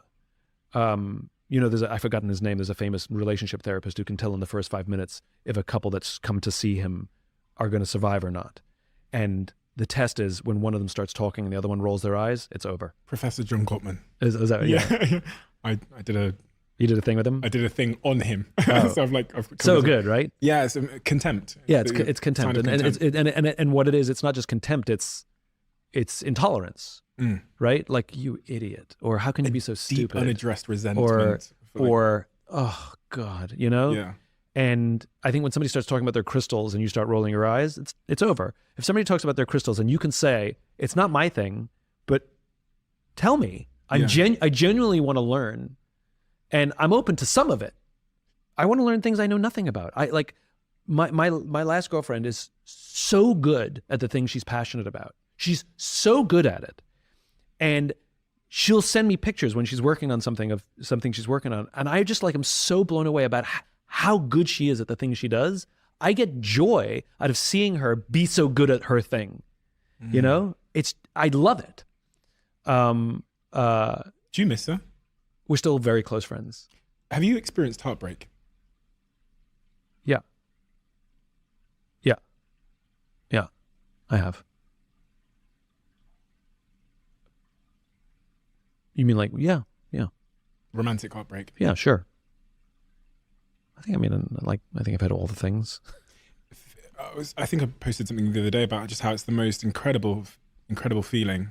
Not as in... It's awful. Yeah, but it's an incredible because it's so deep and so prevailing that I actually think it teaches you a lot about the nature of what it is to be a human. I think this is we've gotten a beautiful circle here, which is to experience heartbreak, though awful. Again, it goes back to balance, right? In all sadness, there is lesson and joy. In all happiness, there's a cost, right? Always. There's a cost for everything good in our lives, and there's lesson and opportunity in everything bad or negative, right? So, you know, all of the things that I've done that have brought me tremendous happiness, tremendous joy, I know some of those costs, and it's only bad if the cost wasn't worth it. But in most cases, the cost was worth it, and I did it with eyes wide open, right? And when there has been pain or loneliness, I'm learning about myself. I'm learning about my friends. I'm learning about how I want and need somebody to show up for me, which means that in those good times, I can equip them and I can be better equipped myself. I can say, hey, listen, if this ever happens, I know how you can hold space for me. You just have to say these 3 things. I need you to do this, and you'll be amazed how responsive I can be in that situation. To your point about learning how to communicate with your girlfriend, you know, about when you're feeling anxious and you need 5 minutes to yourself, right? And as I'm going to say this over and over and over again, which is successful relationships are acts of co-creation. And to have a successful act of co-creation, you both have to be really equipped to listen and to volunteer information to help the other person. In other words, when we talk about what we need, we're giving somebody tools. And when we learn to listen, we're gaining tools. And the goal is to help them fill up their toolbox and to work very hard to fill up your own. So filling up your own is about listening, and filling up theirs is about being an effective communicator. And now when you both have tools, you can go build something together. Because if only one of you has tools, the thing you're going to build is going to be weak. And a business partnership, a creative partnership, a personal partnership, they're acts of co-creation. And that insight has come from failed relationships, And thank goodness, some very strong, smart, wonderful women who've told me, do you know what your problem is? And I listened. And I asked you 20 minutes ago what wall you'd pull down. I said, the layers of the onion you've peeled back. I shared mine. Yeah. I said, with my girlfriend, I've started to tell her what I'm really feeling. Yeah. I've never done that before. What are those walls that you've recently pulled down so that people can come inside? I've become much better at understanding how some of my symptoms of ADHD show up in relationships, which I just was unaware of. And so instead of taking total accountability, which I do, I take accountability for showing up, I'm now able to explain them so somebody can look for them and point them out when they're happening so I can take accountability. Because some of it's about awareness, right? And so I literally can say very early in a relationship, you may experience this with me, ... If it happens, I know that I do it. Please just point it out and I will know I have the tools. I'm just sometimes unaware that it's happening, right? And so I'm asking for co-creation. I'm saying, look, I'm in this. I take all the accountability for my own behavior. Sometimes I just need you to tell me when I'm doing it. And so I'm asking for help, right? And like I said, leadership is about very often just going first. And if either person in the relationship goes first, it gives a safe space for the other person to say, well, let me tell you about me. And I think being open to feedback allows you to give feedback too. But for me, the huge insight that I wish I'd known before, which is, even though I may have said it, I didn't know how to do it, the act of co-creation. Whenever you hear relationship, like really successful relationships, you always hear both the partners say, it's a lot of work. Yeah. And I never really understood that. Like if it's I look at my great friendships, I wouldn't say there's a lot of work, they flow. But I guess the difference with a friendship is like, I don't have to see them every moment of every day. And I think the work is that act of co-creation. I thought the work was sacrifice. When I had great relationships going, it's a lot of work. I thought, well, they're not sleeping at night and right. He can't watch the football every time he wants to watch it. I didn't think it was active work. I thought it was the stuff that you didn't get to do. That's funny. Yeah, it's not sacrifice, it's service. Yeah. And again, it's really funny, my experience with the military versus private sector. So if I do anything pro bono in private sector, and this is since the dawn of time, right? If I do anything as a favor to a company, almost always they will continue to take and take and take and take until I put my hands up and go, okay, we're done. This is enough, right? The military, it's the total opposite. I'll do something as a favor to somebody and I will never hear from them ever again. And the reason they don't call me is for fear that they will look like they're taking advantage. And I have to sit down with these people, these wonderful human beings. And I found a way. I said, do you realize I found a way to get them to call me, which is I'm like, do you realize when you don't call me, you deny me the opportunity to serve my country? And that gets them every time. But the reason I bring it up is it's the same in a relationship, which is when you don't call me and ask me for help, when you don't call me and say I need to cry, when you don't call me and say I'm in the mud, you deny me the opportunity, the joy, the honor of sitting in the mud with you. Not joy, honor. You deny me the honor, because it's not always fun. You deny me the honor of sitting in the mud with you. And I remember telling one of my close friends, I said, we were riding bikes somewhere, and I just out of the blue, I don't know why it hit me, I turned to him and I said, you're one of those friends that if I was really in the shit, I would call you. And his reaction is he didn't say thank you. He said, I'd be mad if you didn't. And I've done that to friends. A friend of mine who is struggling, I said, when we got off the phone, I said, hey, listen, I know you're in a bad place, so don't be an asshole and deny me the joy or deny me the opportunity to sit in the space with you moving forwards, okay? Like if you need to call me in the middle of the night, you call me. Don't deny me the opportunity to be there with you. If you've previously handled the moment when they did call you by trying to be a fixer or anything, they're just not going to do it regardless of what you say. Mm-hmm. So do you know what I'm saying? Correct. The reason why I know this is because I said this to one of my friends recently who had opened up to me. He was back in London, and I remember going to say to him, "Oh man, please tell me next time this happens. You always seem to tell me when it's." And then I reflected and went, "Do you know why? You're a fixer. I'm a fixer." And so he doesn't want to fucking call me. Exactly. Because he doesn't like the way that I exactly. I hold space for him. I'm trying to correct everything. Correct. So even if I'd gone, you fucking better call me next time. Yeah. He would have in his head go. But "I'm what gonna you call can say now is, I realize in the past, I was ill-equipped. I didn't have the tools on how to hold space for you. Yeah. And I realize in the past when you've called me, I've tried to fix everything, which is hardly an incentive for you to call me again. And I want you to know I've been working really, really, really hard on that skill set. So give me another chance. If you're ever in the shit, I am better equipped. I won't be perfect. It's a work in progress. But I want you to know that I want to be there for you. And I think you'll be surprised I'm a lot better than I was. And if I'm not, you can tell me. Okay. Because I would want somebody to tell me if they're in the shit and I start going to fixing mode, they go, Simon, you're trying to fix me. I go, sorry. And I can back off immediately because I know what's happening. Because you can correct, this is the great thing about human beings, is we're like, it's kind of like the difference between public speaking and writing a book, right? Public speaking is really forgiving. I can have screwed up grammar. I can misspeak and people are tracking. I can bounce from subject to subject and people are fine. If I do that in a book, it's unreadable. Right? And so it's the same, having a conversation with someone, like it's a very forgiving process. Like when you're trying to fix something and then you're doing, and that's not what they need. And they go, stop trying to fix it. You're like, sorry. You can actually get the energy in the right place back really quickly. Something you can't do over text. Yeah. Just I had to put that public service announcement in there. Yeah. They're very easily correctable. That's the nice thing. Like you can start, I mean, we've both had the experience where you're having a really bad, it's going sideways fast and it is going towards bad. And one of you or both of you is really making it worse and pouring, fuel on that fire. And then all it takes is one of you to back off and say, listen, can we just take it back? And you'll end the phone call hugging and, hugging each other. It happens all the time. It does.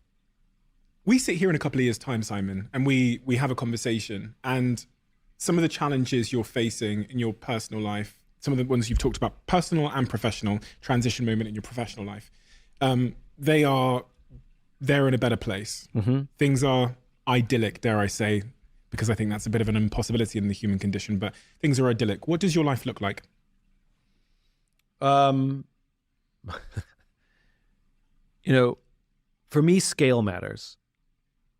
And I am looking.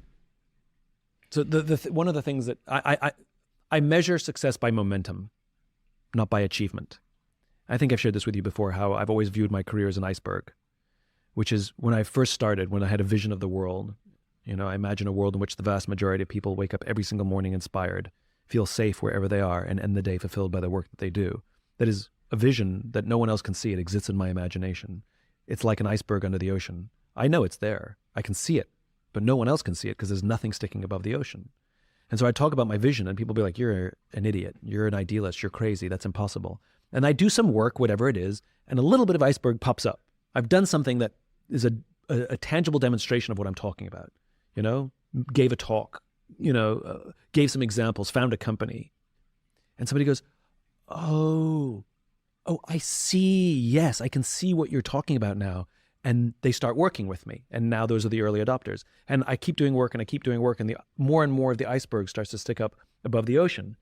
And no matter what point of my career I've been in, no matter how much success I've had, however you want to define it, when somebody says to me, oh my God, it's amazing what you've achieved, my answer is always the same, tip of the iceberg. Because though there may be more icebergs sticking above the ocean now than there used to be, all I can see is what remains to be done beneath the ocean. And that is vast. And so I'm never really satisfied with what I've achieved. I'm trying to find ways to get more of the iceberg out of the ocean, right? And so the question is what I've been doing up until now will have some effect to get more iceberg up, but not as much as I need. So if you ask me sort of like, what does my life look like in the future, I always think in terms of momentum. And the thing that drives me is all of the founders of the women's suffrage movement in the United States all died of natural causes before the first women ever voted. In other words, I have to put in place as many systems and elements as I can so that when my time comes, I will die confident that others will continue the work that I've been working on my whole life without me, just as I have continued the work of those who came before me. Why does that work matter to you? I believe we all have a responsibility to leave this world in better shape than we found it. The accomplishment of that work, how would it make you feel? How does it make you feel on an ongoing basis? I am proud of the momentum that I'm contributing to. And momentum is more important to me than any specific thing that I may or may not have accomplished. Because why not just go get a yacht and go to a beach and just like live it up? I mean, I would probably enjoy it for a few weeks and then I'd get bored. It's probably some sort of neurodivergence. I like difficult and uncomfortable, and overwhelmingly huge problems are my favorite kind. Undoing everything Jack Welch did and getting capitalism rebalanced. I mean, I can't do that alone for sure. I'm not the only person who has that vision. I'm doing my part, and it is so vast with so many moving parts. It is so complicated that the easier thing would be to give up and just go live on a yacht. It gives you a sense of meaning. Oh, right? Don't get me wrong. There are days that abandoning it and just like is very appealing. But it gives you a sense of meaning, right? Yeah, It gives you a sense of like life becomes worthwhile when there's something scary. Yeah, I want to know. I want to know that I lived a life worth living, and by the way, for different people, that is defined differently. For some, living a life worth living means looking at a child that you've raised and saying that kid will be okay without me. In other words, they will continue the work that I've done without me. It's the same. It's all the same mentality, and I don't care where somebody finds that meaning. I want them to have it. The reason I ask this is because I'm always trying to separate like the virtue from reality. And when I speak to young kids, they all want to change the world. And I'm always compelled by like, why? And even with this podcast, but if someone asks me, Steve, why did you do the podcast? Of course I can say, I want to help people with this information and whatever else. And I'm always like trying to make sure that I'm fully in tune with the exact why, the most innate human reason why I'm doing this. Like, why am I doing this? Am I doing it because lots of people watch and that's great for my ego and my self-esteem or whatever? Because loads of people are clapping? I'm doing it because I see these messages and people come up to me and say it's really helped them. To be honest, it's probably all of these things. If I'm being like truly honest with myself, it's probably all of these things. Well, they're metrics, they're indicators, right? Yeah. Like you and I, one of our metrics, it's a hard one to track, is there is tremendous, I don't know what word to use.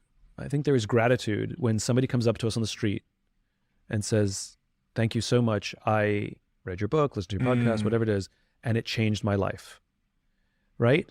And this is a total stranger who just by chance that we happen to walk past them in that moment. So we can safely assume that there are other people that we haven't walked past. But through, and not only did they see us, they mustered the courage to go up and talk to us, and that is a metric. Why does it feel so good? It's not about feeling good. It's not about feeling good. For me, it's proof that the work that I'm doing is going places I never imagined it would go. And does that feel good? That feels like, yeah. I mean, it feels like the work that I should continue working. That's what what it makes me feel. Doesn't make me feel like, it's not like it doesn't like do anything to my ego or anything. It just reminds me, you got to keep doing this. Like, you don't have a choice, I don't know if I've shared this story with you before, but I went to Afghanistan with the Air Force during the war in Afghanistan. I went for 24 hours and nothing went according to plan. And we ended up thinking we were going to get stuck there. And I never told my parents that I was going to Afghanistan. We landed at 10 o'clock at night in Bagram Air Base, and the door had opened on the side of the plane. We hadn't got off the plane yet. And about 10 minutes after we landed, the base came in a rocket attack, and 3 rockets hit 100 yards off our nose. You could hear the booms, obviously. The air raid sirens are going. Over the speakers, it's telling everybody to go to their shelters. And we're just on a plane filled with gas. And weirdly, I was calm because everybody else was calm. And we never bothered putting on our vests or our helmets because what's that going to do? And we just sort of hung out. And I was weirdly relaxed. And for anybody who's ever been in a war zone, they'll know this. You have all the feelings you're supposed to have. You don't necessarily have them at the right times. My panic came later. We finally were given the all clear. We went to our quarters. The next day I had the most amazing, after about 3 hours of sleep, that's all we got, had the most amazing experience. I got to experience an airdrop mission where we flew a C-17 at 2,000 feet. I watched the back of the door open and whoosh, flew out the back, fuel, ammunition, and water supplied a forward operating base, about an hour and a half, 2 hours from Bagram, and then we flew back. Most amazing experience, right? Now, the goal was to leave the country. I was just there to experience an airdrop, meet some people. I had no particular responsibility other than to witness. And now the goal was to leave the country. Great. There's nothing regularly scheduled. And so we found another plane that was going back to Bagram. We asked the pilot, can we join your flight? He said yes. We waited for many hours because there's a lot of waiting. And we finally got on the plane. We're literally 5 minutes from leaving. We're all strapped into the back of this KC-46 again. And it's a outbound aeromedical. So we're taking out wounded servicemen and women. And 5 minutes before we leave, the pilot comes up to us and says, I need to bump you off this flight because I need some extra room for stretchers. And we went, sounds good. If there's ever a good reason to get bumped off a flight, this is it. So we took our stuff off and we thought, okay, let's go find another flight. And that's when we learned that there are no other flights leaving until Tuesday and it's only Saturday. And now all of a sudden, every fiber of my body sank. All of a sudden I realized I'm stuck in this country and there's no guarantee I'm going to get on a flight on Tuesday. I don't have any way to contact my parents. I'm just going to be completely out of touch after the date that they think I'm coming home. And even if I did call them, what am I going to say? I'm not going to be home. I'm in Afghanistan, like in the middle of a war, I remember I had a tremendous self-awareness of how I felt and who I was becoming. And there was a public affairs officer who said, I can get you to Kyrgyzstan, but you don't have the right visa. And I literally put my finger in his face. I don't do that. I've never held my finger in someone's face in my life. And I put my finger in his face and said, you get me on that plane. Like, I don't talk to people that way. And I could see myself becoming this person that I am not and didn't want to be. We went back to our quarters. We're all exhausted.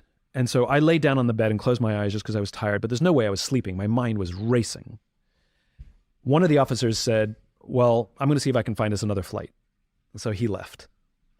And the other officer said, well, I'm going to go to the gym then. And he left.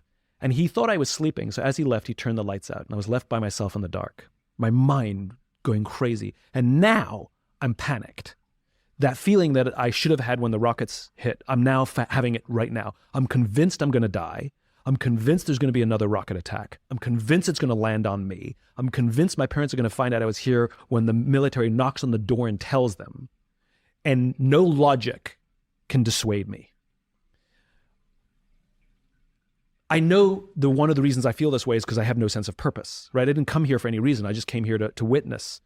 And so look, I'm in the purpose business. I'm like, all right, Simon, you need purpose. You need purpose. Come up with a sense of purpose. All right, you're here to learn and come back and tell their story. Okay, there you go.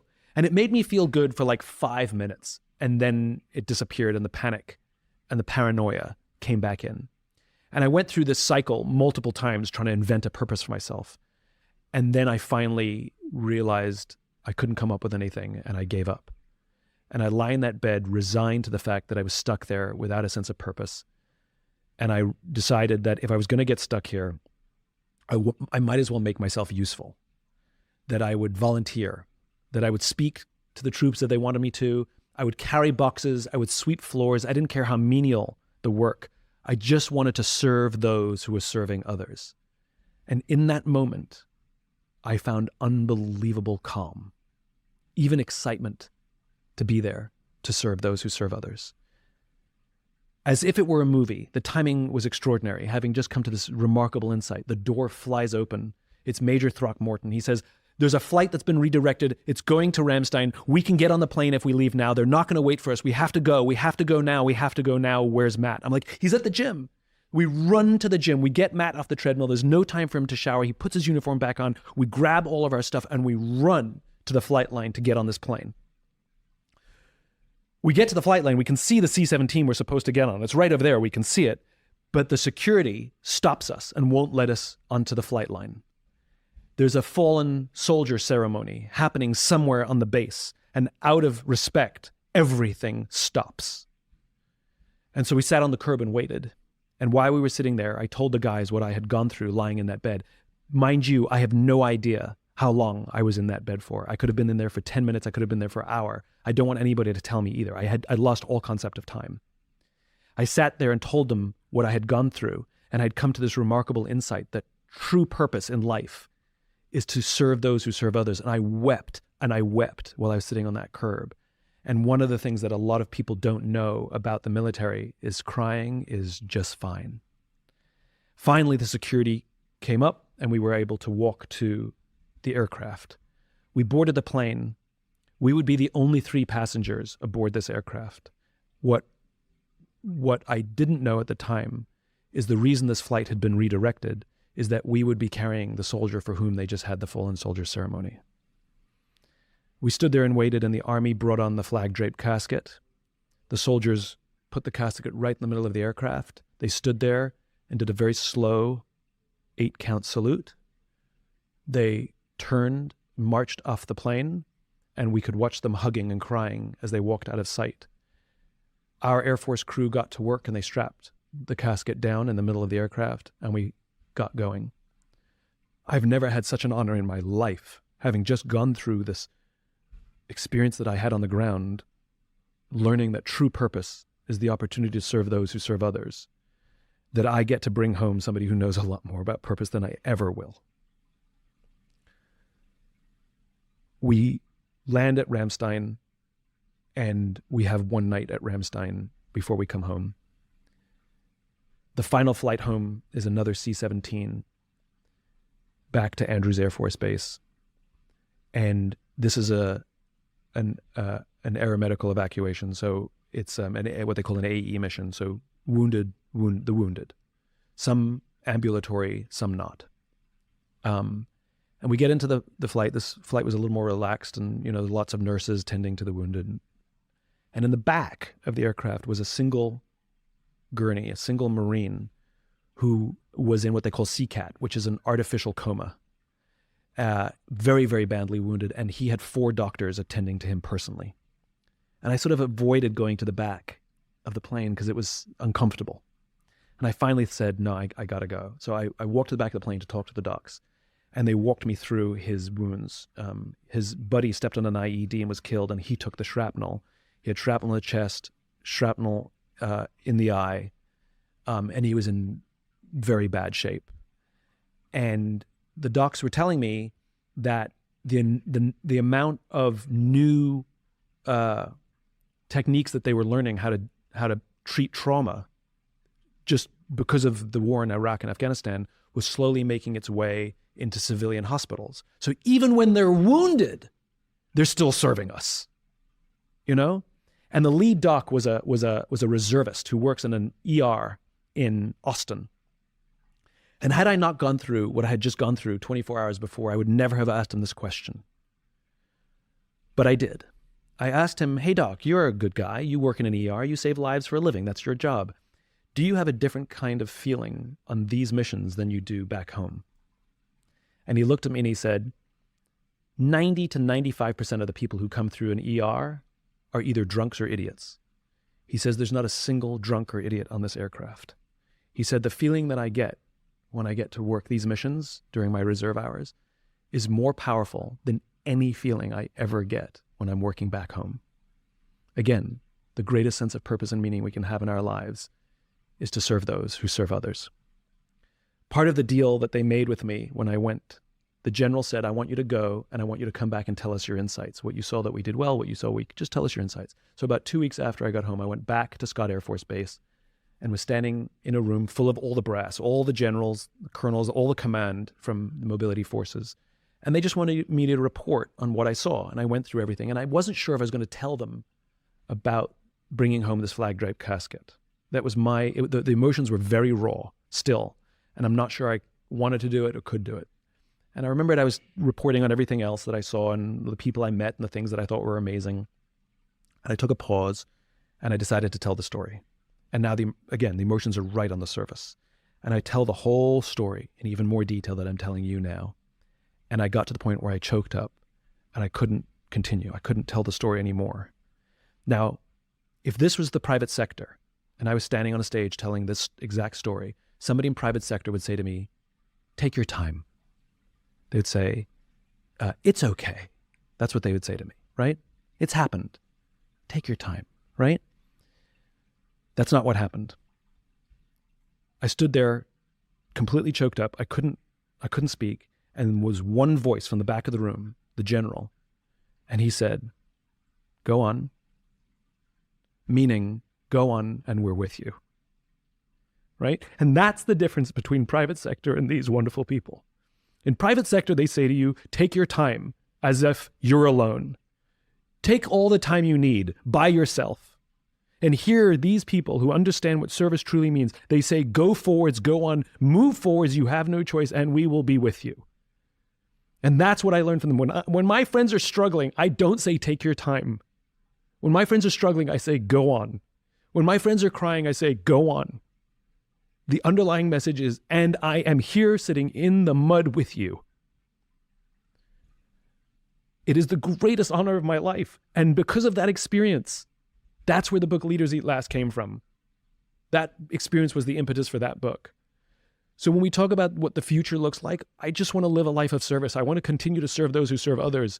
And to meet people who live a life of service, I will do anything for them. I think there's an unwritten rule that when you meet someone who's devoted their life to serving those who serve others, that it is our responsibility to serve them. There's an unwritten rule. The reason I do so much pro bono stuff is because when I meet people who are on the side of good, on the side of service, I obey that unwritten agreement that I will be there for you and I will serve you and expect nothing in return. And if you want to bring it full circle back to relationships, when one person shows up in the relationship to serve you, you have the moral responsibility to serve them. Because to serve someone who serves others, they are serving you, which means we have to serve them. I live my life by that code.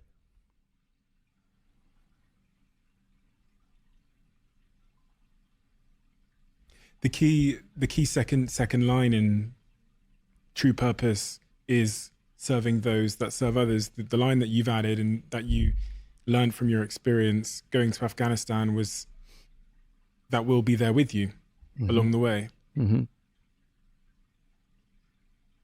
How important is that for you in your mission, that you have someone there with you? And do you feel like you have someone there with you on the mission you're on? You talked about the iceberg, pulling it out of the ocean. At the start of this conversation, you reflected on feeling lonely, not understood. I feel lonely it's my personal life, right? Do you feel like you have people that are there with you? Absolutely. And when somebody comes up to me on the street and says, thank you, you changed my life, I always say the same thing to them. Thank you for being a part of the movement. I always thank them for being a part of the movement. When they say, your life changed me, my word back to them is, continue your work, right? Thank you for being a part of the movement is what I always say.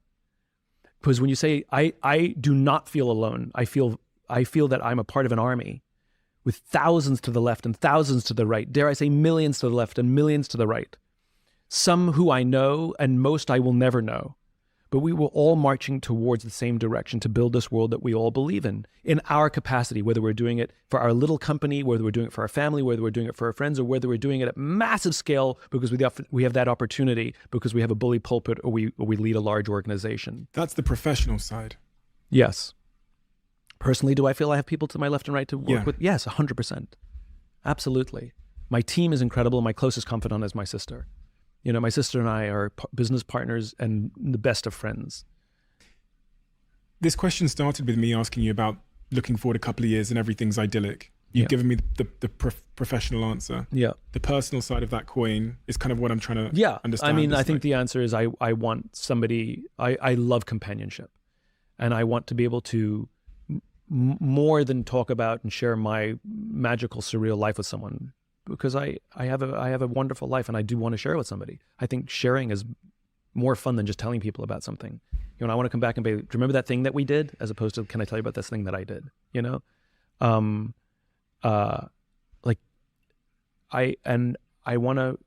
to share somebody else's life.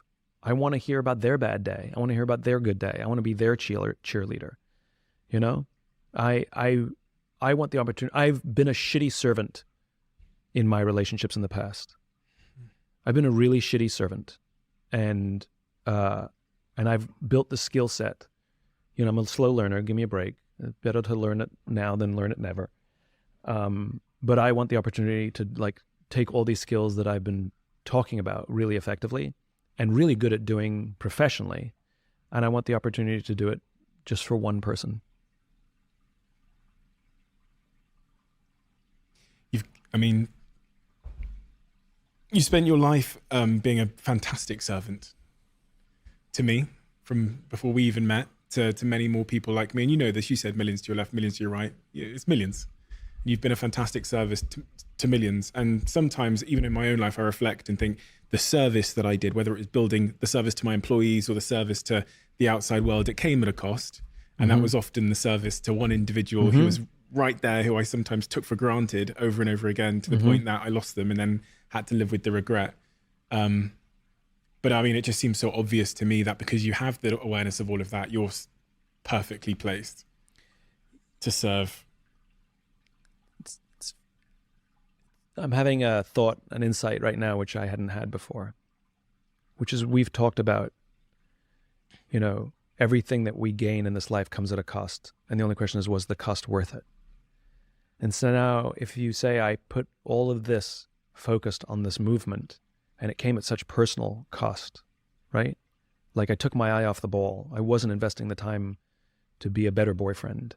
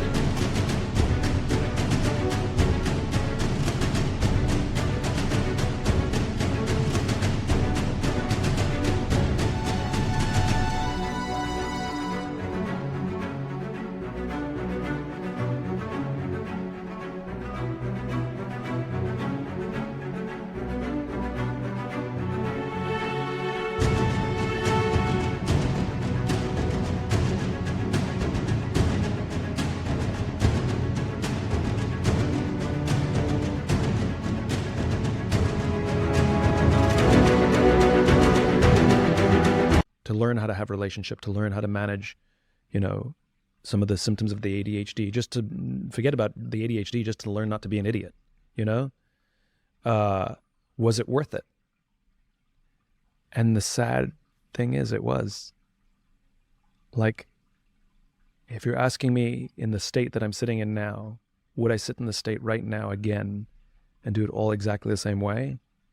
I'm not sure I'd do it exactly the same way. But I believe the movement that we're building and what you and I are both a part of, it was worth it. Now, it wouldn't have been worth it if I didn't learn this lesson now and be given the opportunity now. You know, would I have preferred it 5 years ago, 10 years ago? Yes. But I believe the cost was worth it because I think the work that we're doing has nobility to it. And it matters. And that weirdly makes it sort of, that's really nice. Yeah, the cost was worth it. Simon, thank you. Do I have to pay for this? I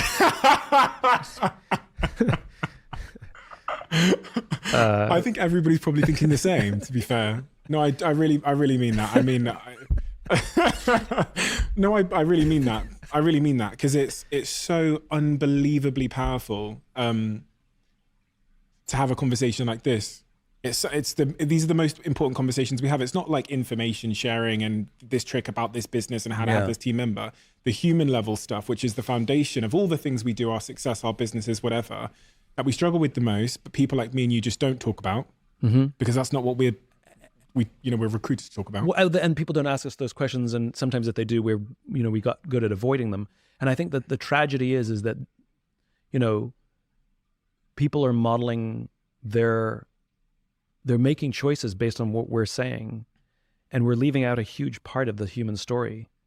And, you know, for us not to talk about this stuff does the people who are on their own journey and using our information as part of their education a disservice. So yeah, I think this is a great lesson all around.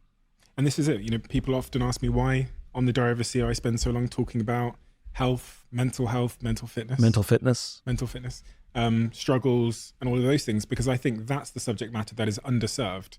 So that's pretty much the whole space that I play in. I spend very little time talking about how to scale a company, and I focus on what I believe is the underserved foundations of being a great, successful, quote unquote, individual, which is all the stuff we've talked about today. Yeah. Hey, thanks so much. Thank you. I really love when we do this. So do I. And the thing is, I think what people don't realize is, you and I know each other, respect each other, and like each other, but we don't go out for dinner. Yeah. We've never actually gone out for a meal, And I think what's so interesting is I think if we did, this is what we would talk about. Yeah. And so, it's better to do it with others than just by ourselves at dinner. We skipped the first date. We went straight We did into skip the first deep date, end. went straight into the relationship. It's But true. we both hate the first date, so that's okay. Hey, thank you so much. I really do appreciate it. Thank you, Simon. Quick one. As you guys know, we're lucky enough to have Blue Jeans as a sponsor and supporter of this podcast. For anyone that doesn't know, Blue Jeans is an online video conferencing tool that allows you to have slick, fast, good, quality online meetings without any of those glitches that you'd normally find with other meeting online providers. You know the ones I'm talking about. And they have a new feature called Blue Jeans Basic, which I wanted to tell you about. Blue Jeans Basic is essentially a free version of their top quality video conferencing. And that means that you get immersive video experiences. You get that super high quality, super easy and zero fuss experience. And apart from zero time limits on meetings and calls, it also comes with high fidelity audio and video, including Dolby Voice. They also have expertise grade security, so you can collaborate with confidence. It's so smooth that it's quite literally changed the game for myself and my team without compromising quality at all. So if you'd like to check them out, search bluejeans.com and let me know how you get on. I have to say, I've been on a bit of a journey with this brand because when I started my business in new territories, when we first moved Social Chain to New York City, the first place we went to was WeWork. We moved 4 of our team members out to New York City and we built the business from there. I have to say there's something magical about WeWorks. I've spent the last 2 or 3 weeks in LA in a WeWork, and as you walk in the front door every day, it's almost like that sense of community, that sense of magic, excitement, camaraderie is tangible. And you don't get that when you're working at home. You don't get that often when you're sat in your bed on your laptop. There's something about getting out and getting into a WeWork that makes me feel a sense of entrepreneurship and creativity and building. And the way that WeWorks are designed, both in the way that they offer subscriptions so that you can work on demand, but also the flexibility of the contracts means that it's just the perfect place for businesses to scale their companies. And if you haven't checked out WeWork and you want to, you can go to we.co/CEO, and there you can get 50% off a trial day at a WeWork close to you.